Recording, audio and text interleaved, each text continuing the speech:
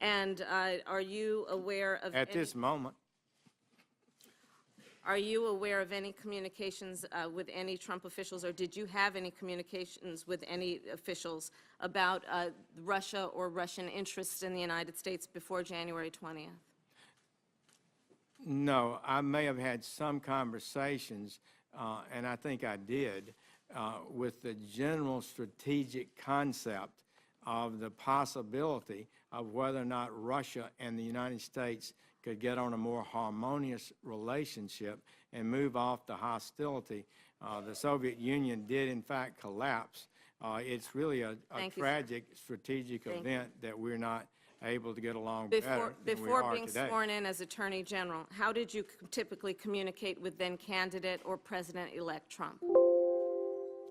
Would you repeat that? Before you were sworn in as Attorney General, how did you typically communicate with then-candidate or President-elect Trump?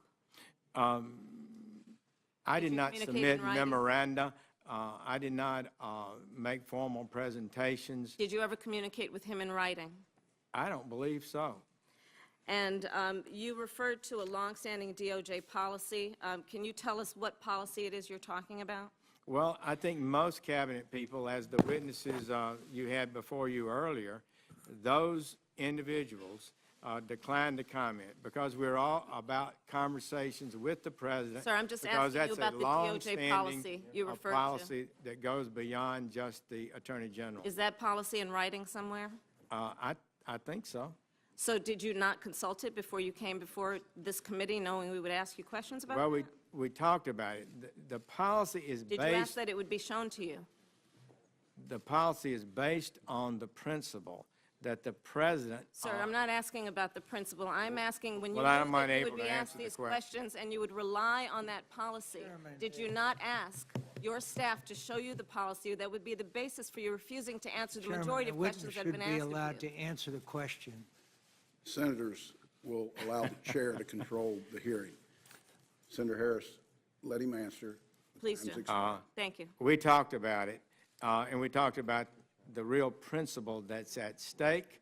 It's one that I have some appreciation for, as having spent 15 years in the Department of Justice, 12 as United States Attorney, and that principle is that the Constitution provides the head of the executive branch certain privileges, and that members, one of them is confidentiality of communications.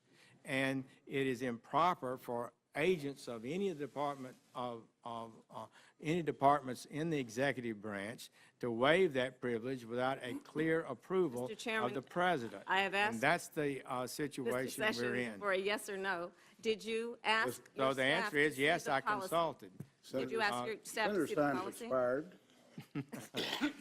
Apparently Senator not. Cornyn.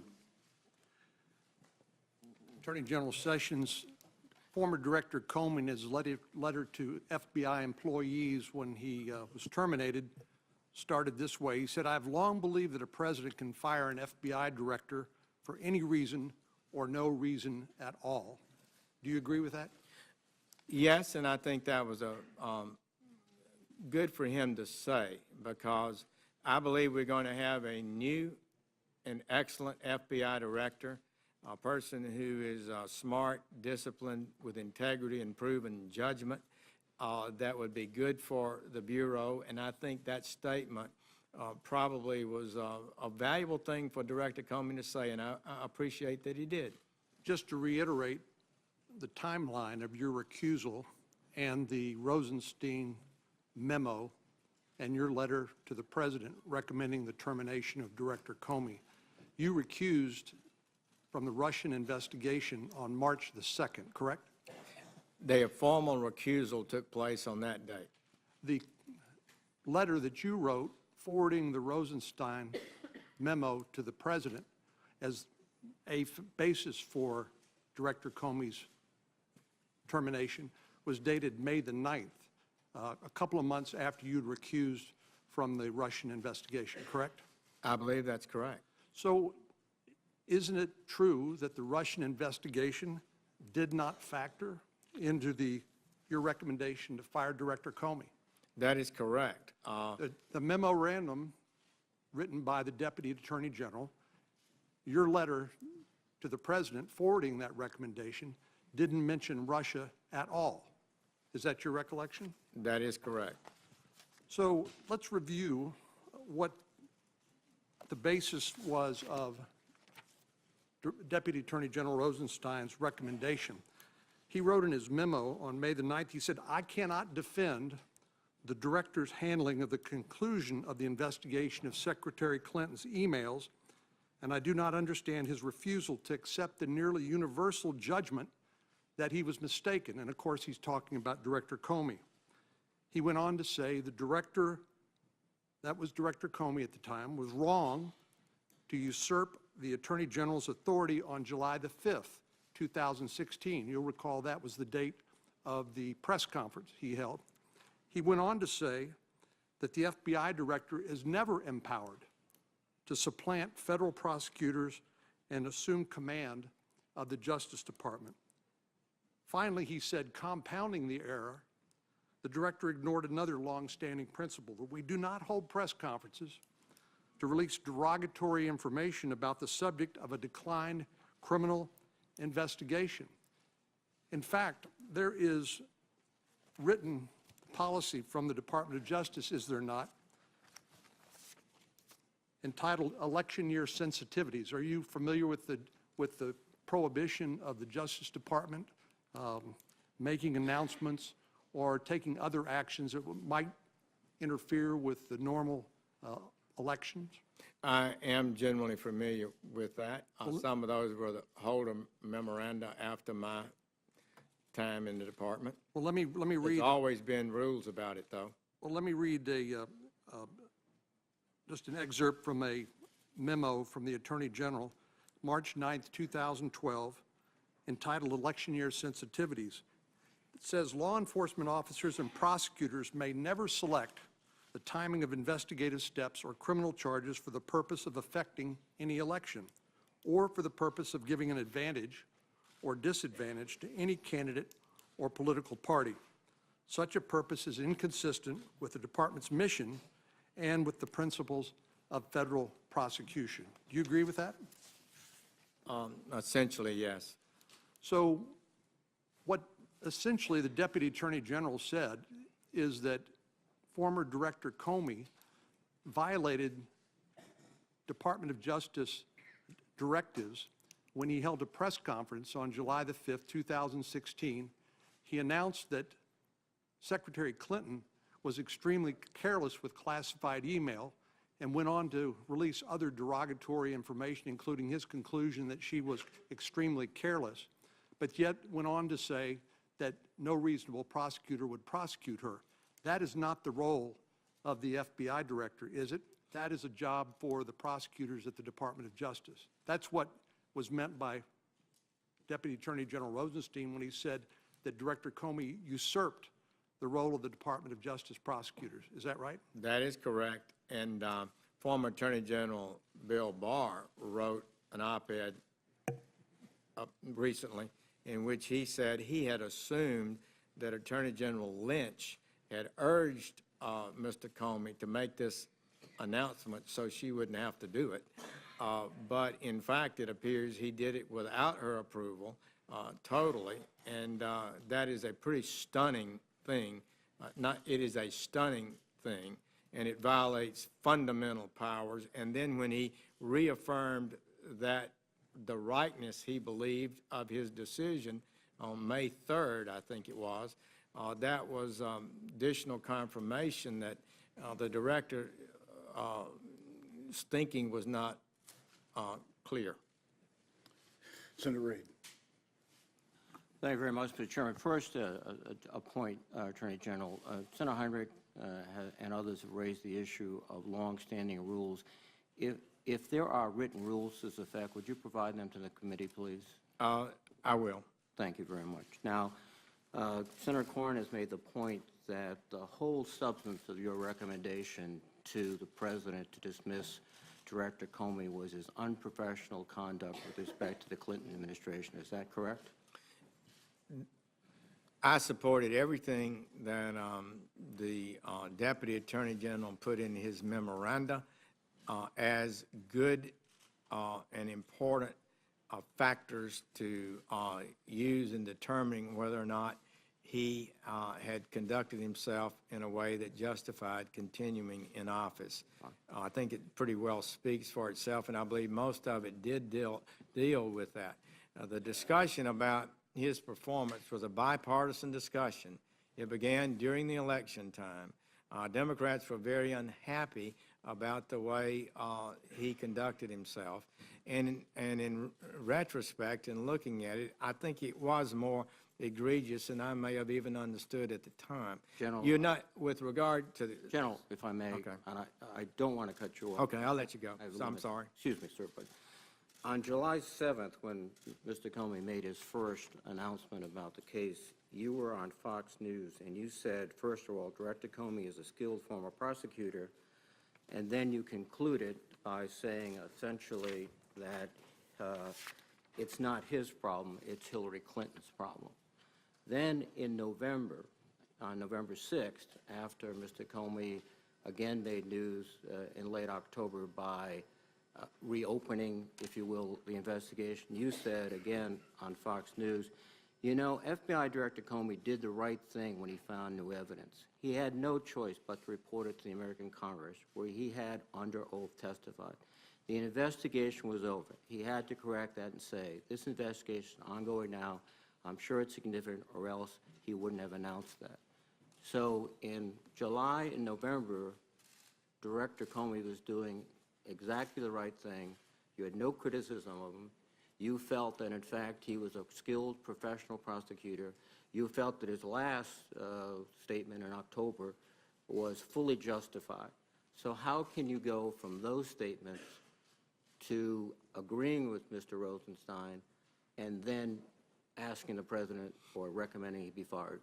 I think, in retrospect, as all of us began to look at that clearly and talk about it as perspectives of the Department of Justice, once the director had first got involved and embroiled in a public discussion of this investigation, which would have been better never have been discussed publicly, and said it was over. Then when he found new evidence that came up, I think he probably was required to tell Congress that it wasn't over, that new evidence had been developed. It probably would have been better and would have been consistent with the rules of the Department of Justice to never have talked about the investigation to begin with. Once you get down that road, that's the kind of thing that you get into that went against classical prosecuting policies that I learned and was taught when I was a United States attorney and assistant United States attorney. If I may ask another question. Your whole premise in recommending to the president was the actions in October involving Secretary of State Clinton, the whole Clinton controversy. Did you feel misled when the president announced that his real reason for dismissing Mr. Comey was the Russian investigation? I don't have, I'm not able to characterize that fact. I wouldn't try to comment on that. So you had no inkling that there was anything to do with Russia until the President of the United States basically declared it not only on TV, but in the Oval Office to the Russian foreign minister saying, the pressure's off now, I got rid of that nut job. That came to you as a complete surprise. Well, all I can say is, Senator Reid, that our recommendation was put in writing, and I believe it was correct. And I believe the president valued it, but how he made his decision was his. And you had his process. no inkling that he was considering the Russian investigation? Well, I'm not going to try to guess what I No, thought at the time. that's fair.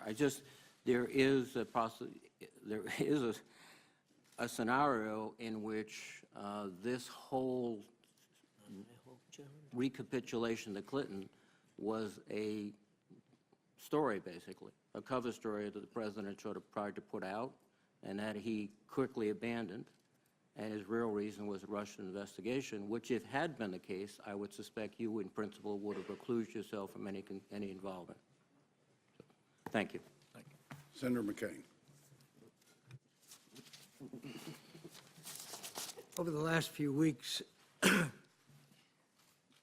administration has characterized your previously undisclosed meetings with Russian Ambassador Kislyak as meetings you took in your official capacity as a U.S. Senator and a member of the Senate Armed Services Committee.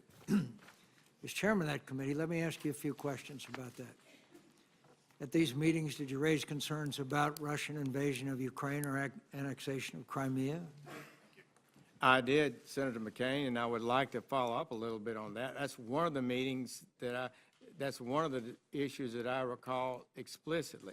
The day before my meeting with the Russian ambassador, I'd met with the Ukrainian ambassador, and I heard his concerns about Russia.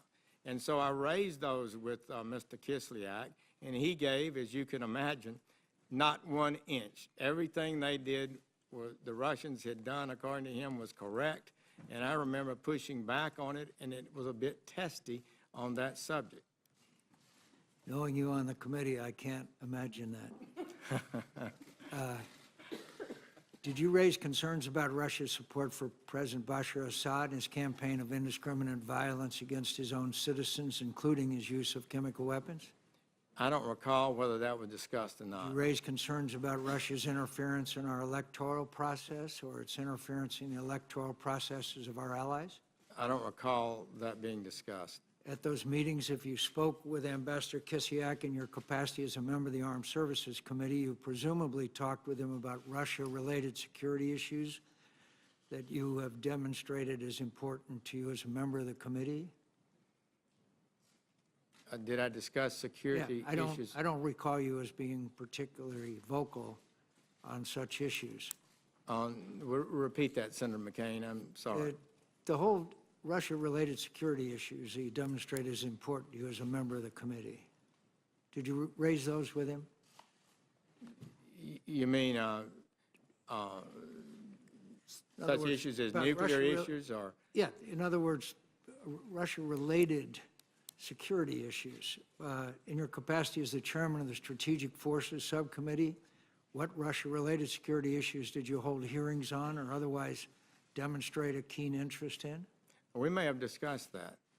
I just don't have a real recall of the meeting. I was not making a report about it to anyone. I just was basically willing to meet and see what he discussed. And his response was? I don't recall. During the 2016 campaign season, do you have any contacts with any representative, including any American lobbyist or agent of any Russian company within or outside your capacity as a member of Congress or a member of the Armed Services Committee? I don't believe so. Politico recently reported that in the middle of the 2016 elections, the FBI found that Russian diplomats whose travel the State Department was supposed to track had gone missing. Some turned up wandering around the desert or driving around Kansas. Reportedly, intelligence sources conclude that after about a year of inattention, these movements indicate, one, that Moscow's espionage ground game has grown stronger and more brazen, and that quietly the Kremlin has been trying to map the United States telecommunications infrastructure. What do you know about this development and how the Justice Department and other relevant U.S. government agencies are responding to it? We need to do more, Senator McCain. I am worried about it. We also see that from other nations with these kind of technological skills like China and some of the other nations that are penetrating our business interests, our national security interest.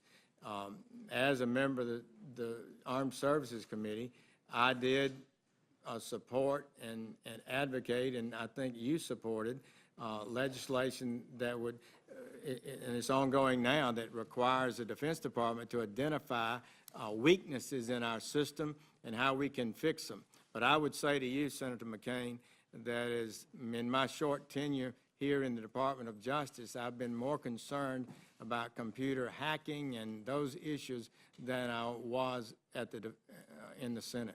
It's an important issue, you're correct. The Washington Post reported yesterday Russia has developed a cyber weapon that can disrupt the United States power grids and telecommunications infrastructure. This weapon is similar to what Russia or Russian allied hackers used to disrupt Ukraine's electrical grid in 2015. Can you discuss a little bit in open session how serious that is? I don't believe I can discuss the technological issues, just to say that it is very disturbing that the Russians continue to push hostile actions in their foreign policy, and it is not good for the United States or the world or Russia, in my opinion. Do you believe we have a strategy in order to counter these ever-increasing threats to our national security and our way of life? Not sufficiently. We do not have a sufficient strategy dealing with technological and IT penetrations of our system. I truly believe it's more important than I ever did before, and I appreciate your concern and leadership on that issue. And in fact, all of Congress is going to have to do better. Senator's time's expired. Chair would recognize the Vice Chair. Thank you, Mr. Chairman, and General Sessions, thank you. I particularly appreciate your last comments with Senator McCain about the seriousness of this threat, and it's why so many of us on this committee are concerned when the whole question of Russian intervention, the President continues to refer to it as a witch hunt and fake news, and there doesn't seem to be a recognition of the seriousness of this threat. I share, I think most members do, the consensus that the Russians massively interfered. They want to continue to interfere, not to favor one party or another, but to favor their own interest.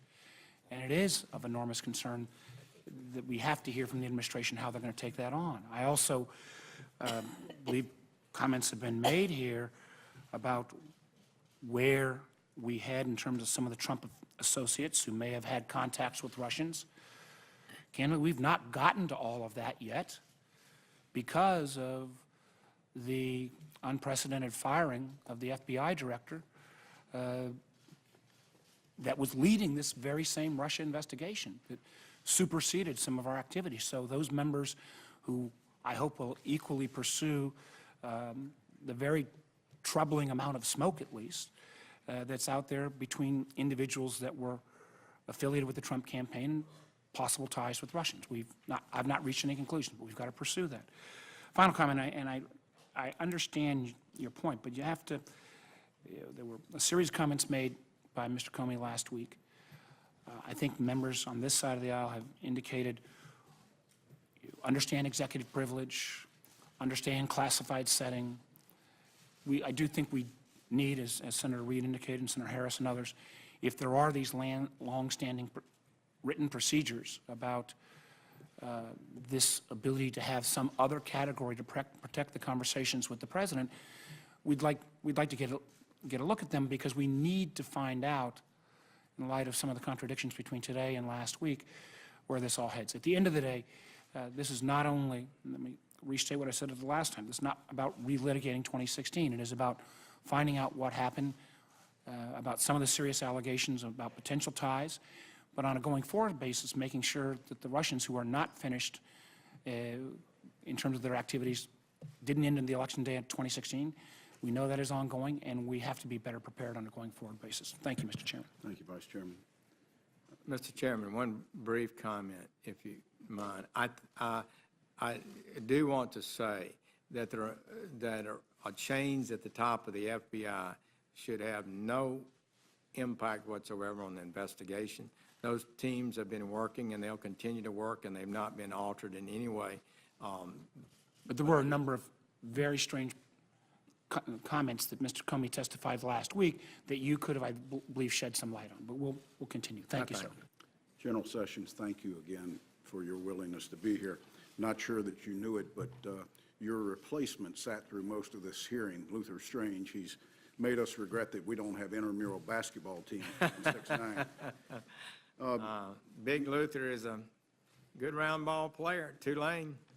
You've been asked a wide range of questions, and I think you've answered things related to claims about the meeting at the Mayflower. You've answered questions that surround the reasons of your recusal and the fact that you had never been briefed since day one on the investigation, that you made clear that you can't think of any other conversations that you've had with Russian officials.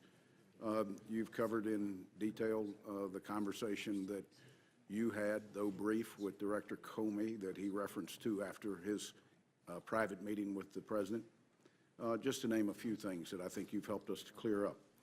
There were several questions that you chose not to answer because of confidentiality with the President. I would only ask you now to go back and work with the White House to see if there are any areas of questions that they feel comfortable with you answering, and if they do, that you provide those answers in writing to the committee.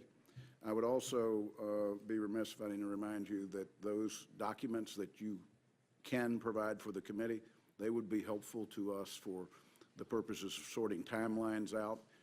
Anything that substantiates your testimony today, individuals who might have been at events that you're familiar with, especially those that worked for you, would be extremely helpful. And more importantly, I want to thank you for your agreement to have a continuing dialogue with us as we might need to ask some additional questions as we go a little further down the investigation.